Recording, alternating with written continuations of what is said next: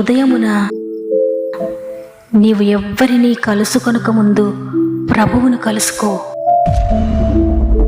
నీవు ఎవ్వరినీ చూడకముందు ప్రభువును చూడు. నీవు ఎవ్వరితో మాట్లాడకముందు ప్రభువుతో మాట్లాడు. నీవు దేనిని వెదకకముందు ఆయన రాజ్యమును నీతిని వెదకు.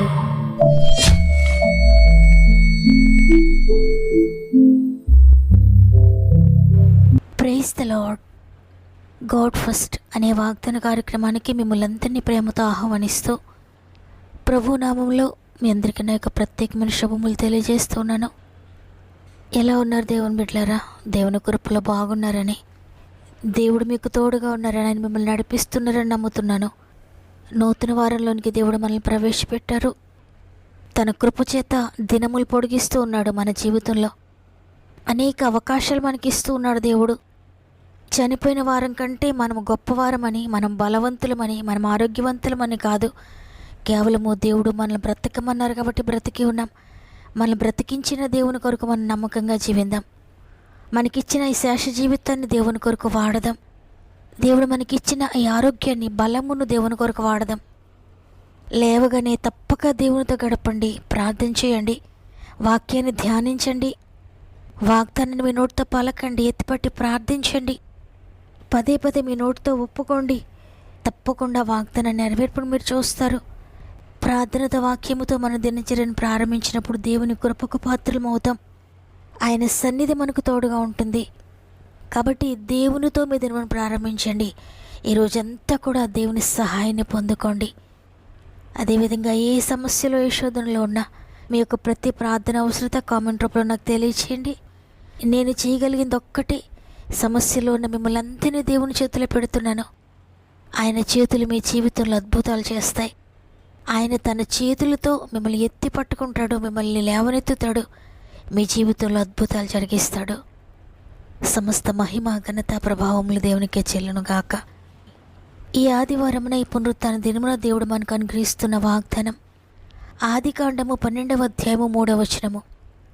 నిన్ను ఆశీర్వదించు వారిని ఆశీర్వదించెదను, నిన్ను దూషించు వారిని శపించెదను, భూమి యొక్క సమస్త వంశములు నీ యందు ఆశీర్వదించబడునని అబ్రహాముతో అనగా. ఆమేన్. ఈరోజు ఈ వాగ్దానాన్ని వింటున్న ప్రియ సహోదరి, ప్రియ సహోదరుడా, దేవుడు నీకు తెలియజేస్తున్న విషయము, ఆయన మనలను గురించి ఎంత ఉన్నతమైన ఉద్దేశాలు కలిగి ఉన్నారంటే, మనం ఎంతగానో ఆశీర్వదించబడాలని, మనము ఈ భూలోకంలో ఉన్న ఈ సృష్టిని అంతటిని ఏలాలని, ఈ సృష్టి యొక్క మంచి పదార్థములు మనం భుజించాలని, మంచి గోధుమలతో తృప్తిపరచబడాలని, మనం అనేక మందికి ఆశీర్వాదంగా ఉండాలని ఆయన కోరుకుంటున్నారు. అంటే ఈ ఆశీర్వాదము కేవలము శారీరకమైనది మాత్రమే కాదు. ఆత్మీయంగా మొదటిగా దేవుడు నిన్ను ఆశీర్వదిస్తాడు, మానసికంగా నిన్ను బలపరుస్తాడు. నీవే అనేక మందికి ఆశీర్వాదంగా ఉంటావు. అంటే నీవే బ్లెస్సింగ్, అంటే నీవే ఆశీర్వాదం. నీవెక్కడికి వెళ్తే అక్కడ ఆశీర్వాదం, నీవే ఇంటిలో ఉంటే అక్కడ ఆశీర్వాదం, ఏ ఉద్యోగం చేస్తూ ఉంటే అక్కడ ఆశీర్వాదం, ఏ వ్యాపారంలో ఉంటే అక్కడ ఆశీర్వాదం. నీ కుటుంబము నిన్ను బట్టి ఆశీర్వదించబడుతుంది. నీ బంధువులు, నీ స్నేహితులు కూడా నిన్ను బట్టి ఆశీర్వదించబడతారు. నువ్వు చదువుకుంటే నీ కాలేజీలో నిన్ను బట్టి ఆశీర్వాదం, నీ స్కూల్లో నిన్ను బట్టి ఆశీర్వదించబడతారు. ఈ విధంగా నిన్ను అన్ని విషయాలలో, అన్ని రంగాలలో దేవుడు ఆశీర్వదించబోతున్నాడు. ఈ వాగ్దానము దేవుడు అబ్రహామునికి ఇచ్చాడు. ఈ వాగ్దానానికి ముందు దేవుడు ఒక ఆజ్ఞనిస్తున్నాడు అబ్రహాముకు. నీవు లేచి నీ దేశము నుండి, నీ బంధువుల యొద్ద నుండి, నీ తండ్రి ఇంటి నుండి బయలుదేరి నేను నీకు చూపించే దేశంలోకి వెళ్ళుము. నిన్ను గొప్ప జనముగా చేసి నిన్ను ఆశీర్వదించి నీ నామమును గొప్ప చేయుదును. నీవు ఆశీర్వాదముగా ఉందువు. నిన్ను ఆశీర్వదించే వారిని ఆశీర్వదించెదను, నిన్ను దూషించు వారిని శపించెదను. భూమి యొక్క సమస్త వంశములు నీ యందు ఆశీర్వదించబడునని అబ్రహాముతో అంటున్నాడు దేవుడు. అబ్రహాము ద్వారా అబ్రహాము వంశమొక్కటే కాదు, అబ్రహాము తరతరములే కాదు, అబ్రహాము కుటుంబము, బంధువులే కాదు, అబ్రహాము ద్వారా భూమి యొక్క సమస్త వంశములు ఆశీర్వదించబడతాయని దేవుడు తెలియచేస్తున్నాడు. ప్రియ దేవుని బిడ్డలారా, ఎందుకింత గొప్పగా దేవుడు అబ్రహామును ఆశీర్వదించాడంటే, దేవుడు అబ్రహాముతో దేవుడు అబ్రహామును ఆజ్ఞాపించాడు, నీవు ప్రస్తుతం ఉన్న ప్రతి పరిస్థితిని కూడా విడిచిపెట్టి బయలుదేరి నేను నీకు చూపించే దేశంకు వెళ్ళు. నీ ప్రదేశం నుండి లే, నీ స్థితిగతుల నుండి లే, నీవే మానసిక స్థితిలో ఉన్నావు అక్కడి నుంచి లే. నీవు లేచి నా చిత్తాన్ని జరిగిస్తే నిన్ను ఇంత గొప్పగా ఆశీర్వదిస్తానని దేవుడు వాగ్దానం చేశారు. అయితే అబ్రహాము దేవుడిచ్చిన మాటను తృణీకరించలేదు. తండ్రి, నా స్వంత ఇంటిని ఎలా విడిచిపెడతానయ్యా, నా ఊరిని ఎలా విడిచిపెడతానయ్యా, నా బంధువులను ఎలా విడిచిపెట్టగలనయ్యా, కొంతకాలం తర్వాత నేను వస్తానులేని దేవునికి ఎంత మాత్రం కూడా ఎదురు చెప్పలేదు. ఇది ఎలా సాధ్యము తండ్రిని దేవుని అడిగినట్లుగా కూడా అక్కడ వ్రాయబడలేదు. కానీ దేవుడు ఏది ఆజ్ఞాపించాడో, నువ్వు లేచి వెళ్ళిపో అక్కడి నుండని, అట్టి విధంగానే అబ్రహాము అన్ని విడిచిపెట్టి లేచి వెళ్ళిపోయాడు.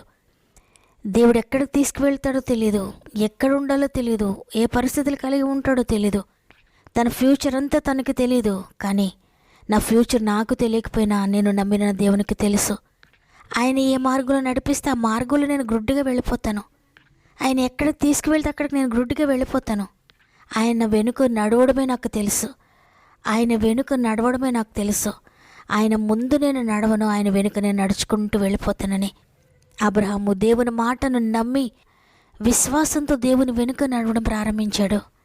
నిజంగా దేవుడు ఎంతగా అబ్రహామును ఆశీర్వదించాడంటే, తర్వాత అధ్యాయాలన్నీ మనం చదువుతూ ఉంటే దేవుడు వాగ్దానం చేసినట్లుగానే సమస్త వంశములు అబ్రహాము ద్వారా ఆశీర్వదించబడ్డారు.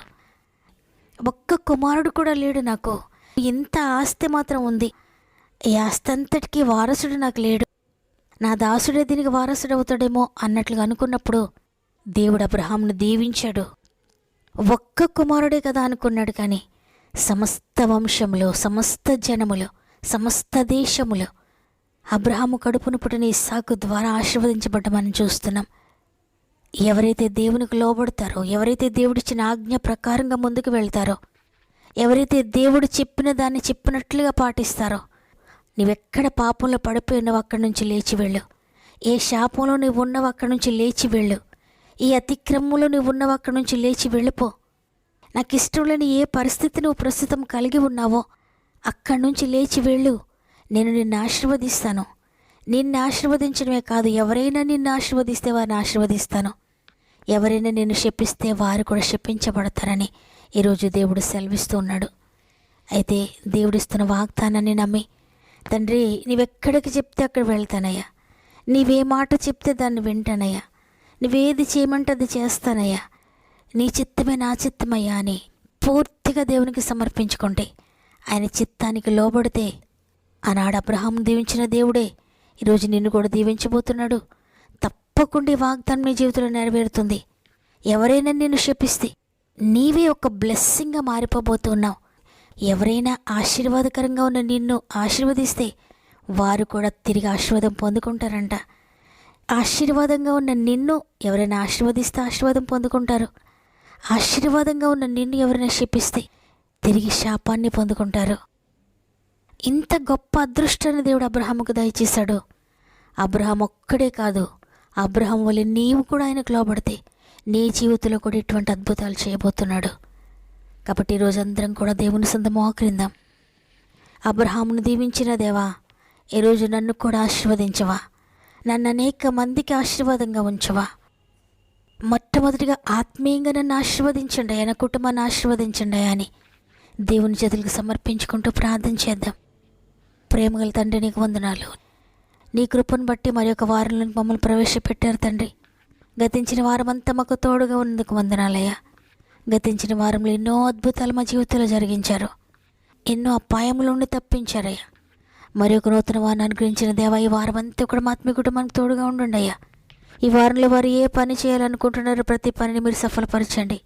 వారు వెళ్ళే ప్రతి స్థలంలో మీరు తోడుగా ఉండండి అయ్యా. వారిని దీవించిన వారిని దీవిస్తానని సెలవిచ్చావు, వారిని శపించిన వారు శపించబడతారని సెలవిచ్చావు తండ్రి.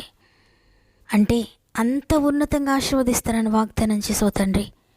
ఈ రోజునైనా అనేక మందికి ఆశీర్వాదకరంగా ఉంచండి.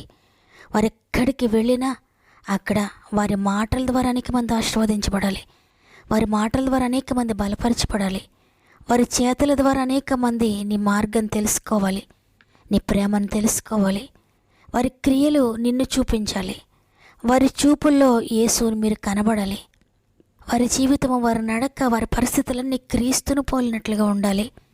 మాట చెప్పడం ద్వారా కాదు కానీ వారి క్రియల ద్వారానే అనేక మంది రక్షణ మార్గంలో నడిపించబడాలి.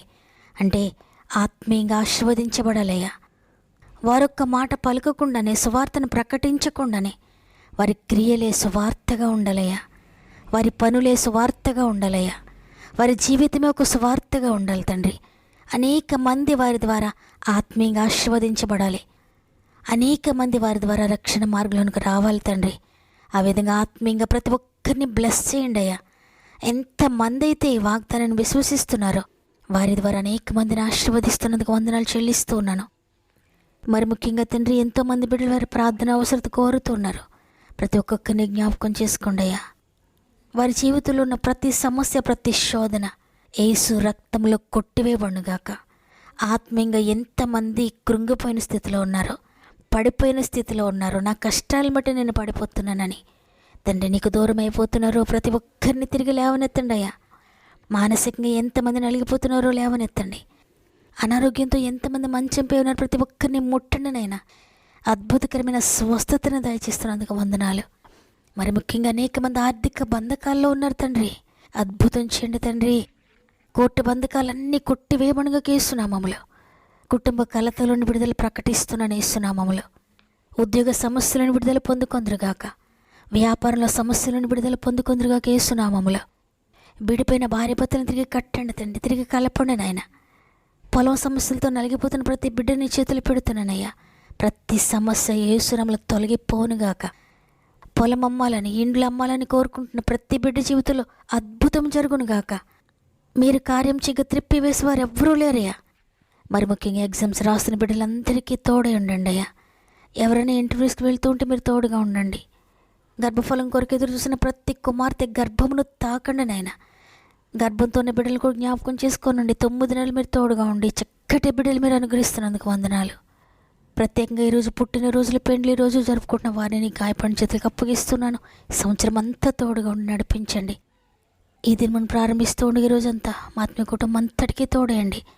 చేయి పట్టుకొని ముందుకు నడిపిస్తారని నమ్మనికి స్తుతులు చెల్లిస్తూ యేసయ్య పరిశుద్ధమైన నామంలో అడిగి వేడుకొంచున్నాను తండ్రి. ఆమెన్. ప్రియ చెల్లి, ప్రియ తమ్ముడు, నా జీవితం ద్వారా ఎవ్వరు సంతోషించడం లేదు, నా జీవితం ద్వారా ఎవరికి ఉపయోగం లేదని ఈరోజు కృంగిపోతూ ఉంటే భూమి యొక్క సమస్త వంశములు నీ ద్వారా ఆశీర్వదిస్తానని ఈరోజు దేవుడు వాగ్దానం చేస్తున్నారు. వాగ్దానాన్ని విశ్వసించండి, ఎత్తిపట్టి ప్రార్థించండి, నెరవేర్పును చూడండి. ఈ వాగ్దానం నా కొరకే అనేవారు ఆమెను కామెంట్ చేయండి. మీకు అనుకూలమైతే తప్పక వాగ్దానాన్ని లైక్ చేయండి. మీకు తెలిసిన వారందరికీ షేర్ చేయండి. అనేక మందికి వాగ్దానాన్ని షేర్ చేస్తూ వాక్యపరిచయలో పాల్పొందుతున్న వాక్యపరిచయలో పాల్పొందుతున్న మిమ్మల్ని దేవుడు బహుగా దీవించాలి. మీ అందరి కొరకు ప్రార్థిస్తూ ఉన్నాం. దేవుని చిత్తమైతే తిరిగి రేపు అందరం కలిసి ఆయనను స్తుతిందాం. అంతవరకు దేవుడు మీకు, మీ కుటుంబాలకు తోడు నడిపించును.